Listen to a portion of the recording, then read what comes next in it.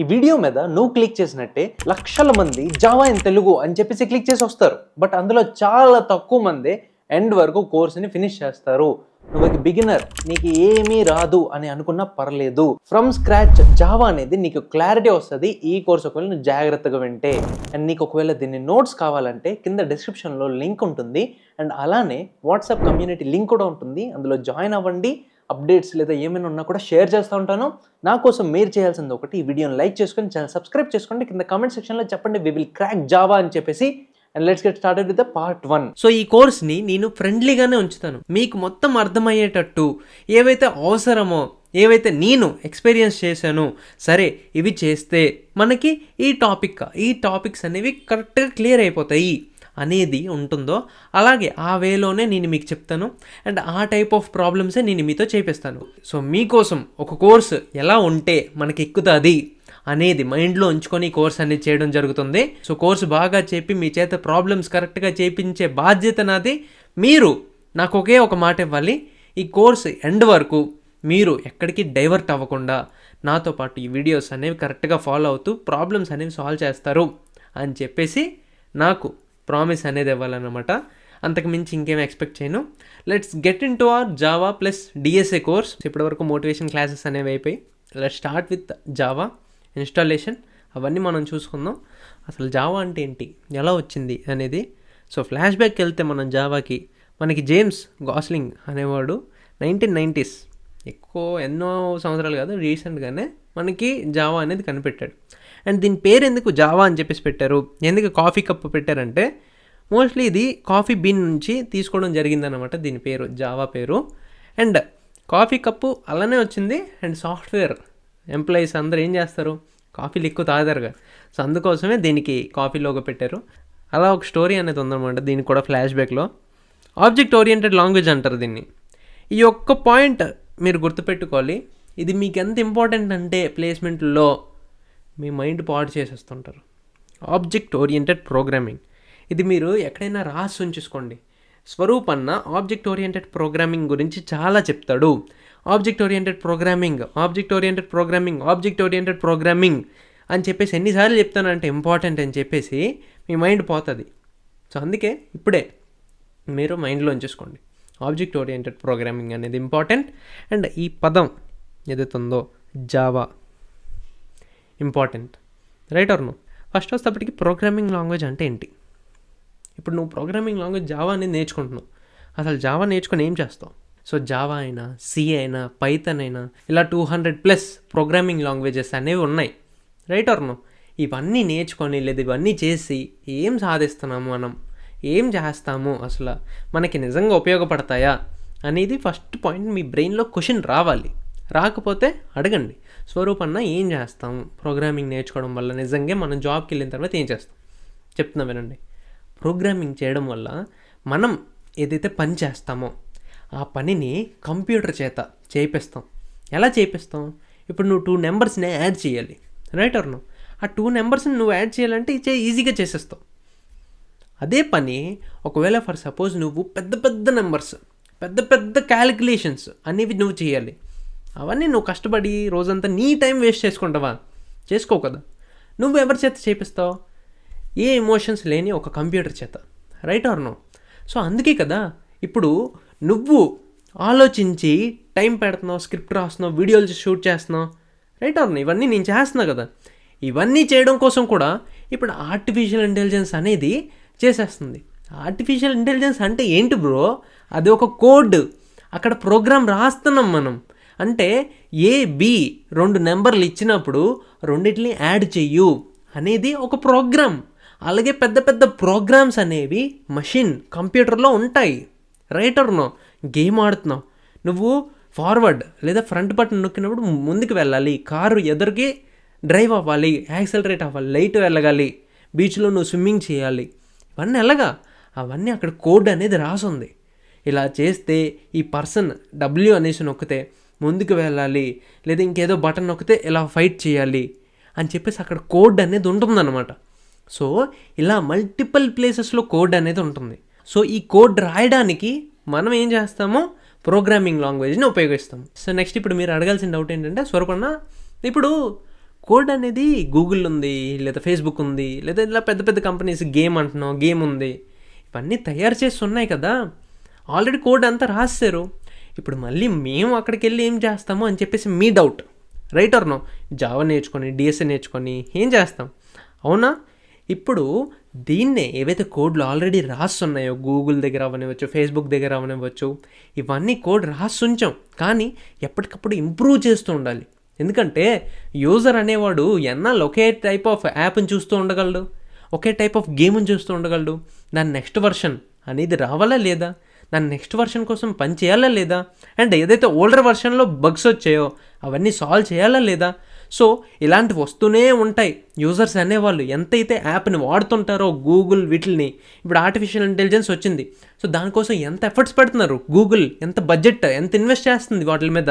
Google Gemini అని ఏవేవో వస్తున్నాయి ఆర్టిఫిషియల్ ఇంటెలిజెన్స్ రిలేటెడ్. శాంసంగ్ ఉంది, శాంసంగ్ ఫోన్లో శాంసంగ్ ఏఐ అని చెప్పేసి 2024లో రిలీజ్ చేశారు వాళ్ళ కొత్త గ్యాలక్సీ సిరీసెస్ని, రైట్ ఆర్ నో? సో ఇవన్నీ ఏంటి, ఆల్రెడీ ఉన్న కూడా కోడ్ అనేది మనం ఇంప్రూవ్ చేస్తూ ఉండాలి.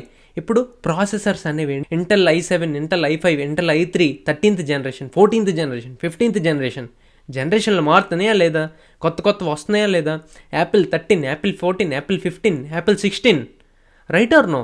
ఇలా మనకి వస్తున్నాయా లేదా జనరేషన్స్ అనేవి. సో మీ పని అక్కడికి వెళ్ళి, ఏదైతే కంపెనీకి వెళ్ళి ఏముంటుందంటే, మీరు ఈ కోడ్ ఏదైతే ఆల్రెడీ రాస్తుందో వీటిని మోడిఫై చేయడం, బగ్స్ ఏమైనా వస్తే ఫిక్స్ చేయడం, వాళ్ళని టెస్టర్స్ అంటారు. లేదా కొత్త ప్రాజెక్ట్ మీద ఒక్కొక్క సెవెరల్ ప్రాజెక్ట్స్ అనేవి ఉంటాయి, రైట్ ఆర్ నో? సో ఆ ప్రాజెక్ట్స్ మీద మీరు వర్క్ చేస్తారన్నమాట. అర్థమైందా?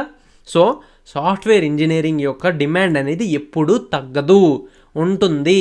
మీరు ఎప్పటి వరకు అయితే ఫోన్లో ఇంటర్నెట్ వాడుతున్నారో, యాప్స్ వాడుతున్నారో, వరల్డ్తో కనెక్ట్ అయ్యి ఉన్నారో, అప్పటి వరకు సాఫ్ట్వేర్లో డిమాండ్ అనేది ఉంటుంది. ఈ పాయింట్ మీకు క్లారిటీ అయితే మీ బ్రెయిన్లో ఎలిగితే ఇంకా మీకు ఒక క్లారిటీ అనేది ఉంటుందన్నమాట. ఇప్పుడు మనం కంప్యూటర్ భాషలో చూసుకుంటే, మనం బిగినర్స్ కాబట్టి చిన్న ప్రోగ్రామ్స్ అనేవి రాస్తాం. మనం ఎలా రాస్తాం, ఒక ప్రోగ్రామింగ్ లాంగ్వేజ్ అనేది ఎలా రాస్తాం, ఇంగ్లీష్లోనేగా రాస్తాం.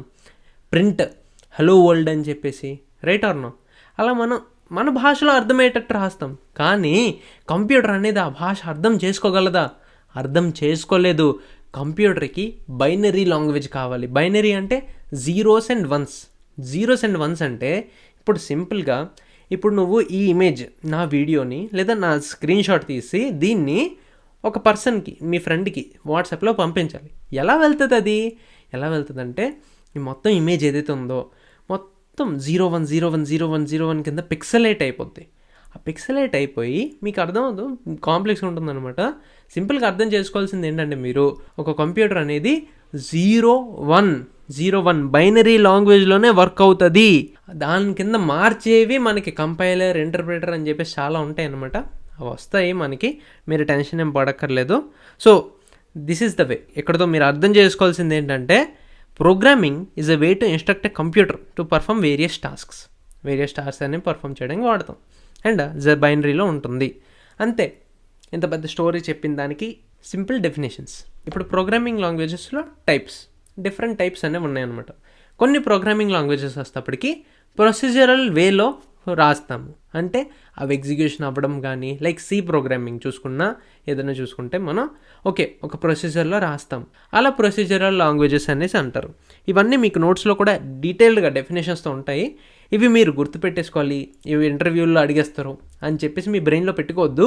ఇవి బేసిక్స్ అనేవి మీకు తెలిస్తే చాలు. మీకు ఫర్ సపోజ్ ఎవరైనా అడిగితే ప్రొసీజరల్ లాంగ్వేజ్ అంటే ఏంటి, అది మీరు ఏదో కొంచెం అయినా చెప్పగలగాలి, మీకు క్లారిటీ అనేది ఉండాలి అనేసి నేను చెప్తున్నాను అనమాట. Next functional type of language.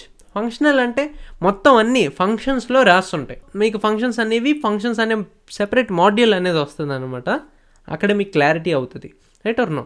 But for no functional programming language అని చెప్పేసి ఇంకొకటి ఉంటుంది. Next object oriented programming language, right? ఇప్పుడు మనకి ఆబ్జెక్ట్ ఓరియంటెడ్ అంటే మనకి ఇక్కడ క్లాస్ ఆబ్జెక్ట్స్ అనేవి ఉంటాయి. ఈ క్లాస్ ఆబ్జెక్ట్ ఓరియంటెడ్ ప్రోగ్రామింగ్ ఇది కూడా సెపరేట్ మాడ్యూల్ అనమాట. మనకి ఇదే పెద్ద మహాభారతం. మొత్తం మన జావా అంతా ఇది ఒకటే ఉంటుంది. ఇది మీకు కరెక్ట్గా వస్తే, నేను ఇప్పుడే చెప్తున్నా, ఇది మీకు కరెక్ట్గా వస్తే ఆబ్జెక్ట్ ఓరియంటెడ్ ప్రోగ్రామింగ్ అనేది ఇంకా మీకు జావా వచ్చేసినట్టే, డేటా స్ట్రక్చర్ అల్గరిథమ్స్ వచ్చేసినట్టే. ఇంకా మీరు జస్ట్ కొంచెం ఆ రికర్షన్ అవన్నీ చూసుకుంటే ఇంక మొత్తం మీరు రాజు అయిపోతారు అనమాట డేటా స్ట్రక్చర్ అల్గరిథమ్స్కి. మీ కోర్స్ అయిపోయినట్టే ఇంకా. సో ఇది అంత ఇంపార్టెంట్ రోల్ ప్లే చేస్తుంది. Right or no? ఇప్పుడు జావా అనేది ప్రొసీజరల్ కూడా ఫాలో చేస్తుంది, ఆబ్జెక్ట్ ఓరియంటెడ్ కూడా ఫాలో చేస్తుంది. అదేంటి బ్రో ఒక లాంగ్వేజ్ 2 టైప్స్ ఎలా అయిపోద్ది అంటే, ఇవి జస్ట్ మల్టిపుల్ టైప్స్ అనమాట. ఇప్పుడు పైథన్ గురించి వస్తే పైథన్ 3 అవుతుంది, ప్రొసీజరల్ అవుతుంది, ఫంక్షనల్ అవుతుంది, ఆబ్జెక్ట్ ఓరియంటెడ్ అవుతుంది. రైట్, 3లాగా అవుతుంది పైథన్ అనేది. జస్ట్ ఏంటంటే వే ఆఫ్ రైటింగ్, దాన్ని బట్టి మనం అన్ని ఫంక్షన్స్లో రాస్తే అది ఫంక్షనల్, మనం ప్రొసీజరల్గా రాస్తే ప్రొసీజరల్, లేదు ఆబ్జెక్ట్ ఓరియంటెడ్ క్లాసెస్ ఆబ్జెక్ట్స్ వాటి రాస్తే అది ఆబ్జెక్ట్ ఓరియంటెడ్. సో దాన్ని బట్టి అనమాట. దానికి మించి మీరు ఎక్కువ కన్ఫ్యూజ్ అవ్వాల్సిన పనేం లేదు ఇక్కడ. Right or no? So these are types of programming languages. ఇప్పుడు ఇంకొక కాన్సెప్ట్ ఉంది, లాంగ్వేజెస్లోనే 2 టైప్స్ ఉంటాయి, static type of languages, dynamic type of languages. ఒక చిన్న ఎగ్జాంపుల్ అనేది చెప్తాను. మీరు సి ప్రోగ్రామింగ్ లాంగ్వేజ్లో int a = 10 అని చెప్పేసి పెట్టి ఉంటారు. అదే పైథాన్లో a = 10 అని చెప్పేసి పెట్టి ఉంటారు. ఒకవేళ మీరు నేర్చుకోకపోయినా కూడా మీరు జస్ట్ తెలుసుకోండి. ఇక్కడ మనం ఏం చేస్తున్నామంటే, సి అనేది ఒక స్టాటికల్లీ టైప్డ్ లాంగ్వేజ్ అనమాట. పైథన్ అనేది ఒక dynamically typed language, JavaScript కూడా తర్వాత. Right or no? ఇక్కడ ఏం జరుగుతుందంటే, మీరు ఏదైనా ఒక ఇది వేరియబుల్ అంటారు, వేరియబుల్ డిక్లేర్ చేయడం మీకు అర్థమవుతుండదు, జస్ట్ ఏంటి అనేది మీకు క్లియర్గా ఉంటే చాలు. స్టాటిక్ అంటే మీరు ఏదైతే రాస్తున్నారో ఇది ఇంటిజర్ కదా, ఇదైతే మీకు తెలుసు, 10th class 9th class 7th class నుంచి తెలుసుకున్నారు. 10 అనేది ఒక ఇంటిజర్, డెసిమల్ నెంబర్ కాదు, integer. Right or no? So 10 అనేది ఒక ఇంటిజర్ అనేది మనం మెన్షన్ చేయాలి. సి కానీ జావా కానీ ఇవన్నీ అర్థం చేసుకోవు, వాటికి బ్రెయిన్ లేదు డైరెక్ట్గా అవి అర్థం చేసేసుకోవడానికి. కానీ పైథన్ అనేది అర్థం చేసేసుకుంటుంది, నువ్వేం చేయక్కర్లే. అది 10 అనేది నువ్వు ఏం చెప్పక్కర్లేదు, ఇది ఒక ఇంటిజర్లా పెట్టు అని చెప్పేసి నువ్వు పెట్టక్కర్లే, అదంతా అదే అర్థం చేసేసుకుంటుంది నువ్వు ఇచ్చిన దాన్ని బట్టి. సో అందుకే అది ఒక డైనమికల్లీ టైప్డ్ లాంగ్వేజ్, ఇది స్టాటికల్లీ టైప్డ్ లాంగ్వేజ్. ఏది సి కానీ జావా కానీ, దాని తర్వాత మనకి C++ కూడా, ఇక్కడ పైథాన్ వస్తుంది, జావా స్క్రిప్ట్ వస్తుంది, అవన్నీ వస్తాయి. నెక్స్ట్ అలాగే కొన్ని పాయింట్స్ అనేవి ఉన్నాయన్నమాట. ఇవన్నీ మనకి ఏం అవసరం లేదు, మీరు గుర్తుపెట్టేసుకొని అర్థం చేసుకొని ఇవన్నీ అవసరం లేదు. మీకు ఒకవేళ సెమిస్టర్ ఎగ్జామ్ కోసం సరిపడేటట్టు చదవండి, అది మీకు జాబ్లో ఉపయోగపడదు. కానీ ప్రాబ్లమ్ సాల్వింగ్ అనేది ఉపయోగపడుద్ది, దాని మీద మీరు ఎక్కువ టైం పెట్టవచ్చు. వీటిని నోట్ డౌన్ చేసుకొని ఇవన్నీ మీరు టైం వేస్ట్ చేయక్కర్లేదు. ఇవన్నీ నేను మీకు నోట్స్లో వేస్తాను, మీరు నోట్ డౌన్ చేయాల్సిందల్లా మీకంటూ ఒక మంచి ప్లాన్, టైం టేబుల్, మేము ఇలా చదువుతాము అనేది నోట్ డౌన్ చేసుకొని ఫాలో అవ్వండి. అండ్ కంప్యూటర్లో ప్రాక్టీస్ అనేది ఉండాలి, నాకు కనబడాలి కోడ్స్ అనేవి. గిటబ్లో నేను మీకు అసైన్మెంట్ ఇస్తాను, మీ కోడ్స్ అనేవి నాకు కనబడాలి, అప్పుడే మీకు ఫర్దర్ సర్టిఫికేట్ అవనవచ్చు, ఏమైనా అవనవచ్చు, అవన్నీ వస్తాయి మీకు. So this is about static and dynamically typed languages అనమాట. అండ్ దీని తర్వాత కొన్ని రిసోర్సెస్ అనేవి నా తరపు నుంచి షేర్ చేస్తాను. During my college placement preparation, DBMS అవనివ్వచ్చు, ఇలా డిఫరెంట్ టైప్స్ ఆఫ్ సబ్జెక్ట్స్ ఉంటాయి. సో ఈ సబ్జెక్ట్స్కి నెక్స్ట్ జావాకి ప్లేస్మెంట్ కోసం ఉపయోగపడే మెటీరియల్స్ అన్నీ నేను షేర్ చేస్తాను. ఓకే, అవన్నీ చూసి మీరు హెల్ప్ అవ్వచ్చు. మీకు ప్రీరిక్విజిట్స్ మీకు ఉండాల్సింది ఏంటి? ల్యాప్టాప్ ఉండాలి, ఇంటర్నెట్ అనేది సరిగ్గా ఉందో లేదో చూసుకోండి. ఇంటర్నెట్ అనేది ఎలాగో ఉంటుంది, ఎలాగో మనకి 5G అన్లిమిటెడ్ అవి ప్రొవైడ్ చేపిస్తున్నారు జియో వాళ్ళు, ఎప్పుడు ఆపేస్తారో తెలీదు.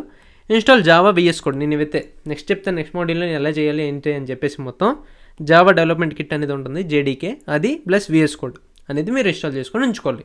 నెక్స్ట్ పెన్ అండ్ నోట్స్ చాలా ఇంపార్టెంట్.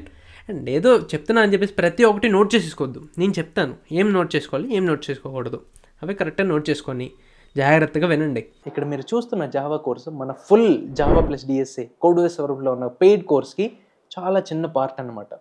అందులో 40 hours of content, in depth interview preparation, in depth interview based questions solve చేయడం, ఎలా ఆలోచించాలి, ఎలా మనం బ్రెయిన్ పెట్టాలి, ప్రతి ఒక్కటి ఫుల్ స్టాక్ కోర్సెస్ కూడా అవైలబుల్గా ఉన్నాయి మన కోడ్వేస్ వరూప్ యాప్లో.